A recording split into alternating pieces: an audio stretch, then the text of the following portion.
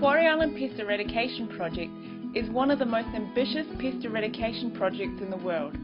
It aims to completely eradicate rabbits, rats and mice from Macquarie Island. The $25 million project took more than 4 years to plan. The first phase was aerial baiting of the entire island, which was completed in 2011. We had 2 bait loading teams. There's a team leader and 4 bait loaders. The bait loaders would work 2 on top of the bait pods loading bait into the helicopter buckets, and the other 2 were responsible for the empty bags as they were passed down.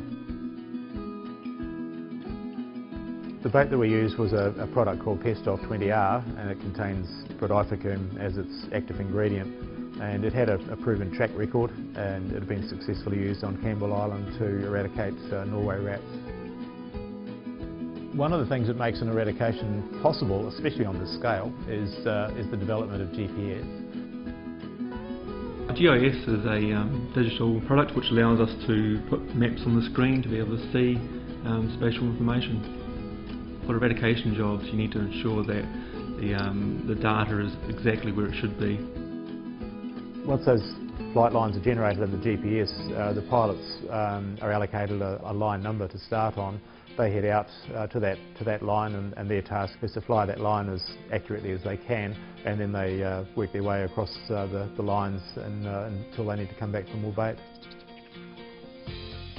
We were flying lines, 40-metre lines mostly, and wanting to stay in with a metre accuracy, which is reasonably hard to achieve in the weather conditions quite often. Once you got over that 20-odd knots, it's quite hard sometimes to stay on line, especially in the lee of some of the mountains and the cliff faces.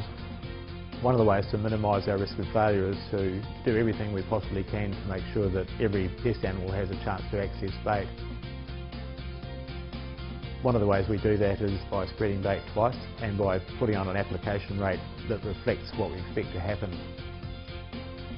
We know that the rabbit densities are higher just below the escarpment, down towards the coastal area, so we actually put on a higher rate of poison in that area. There were a couple of specific areas on the island where helicopters couldn't penetrate with the bait, which we followed up by hand baiting. The aerial baiting was extremely successful, and there has been no sign of rats or mice.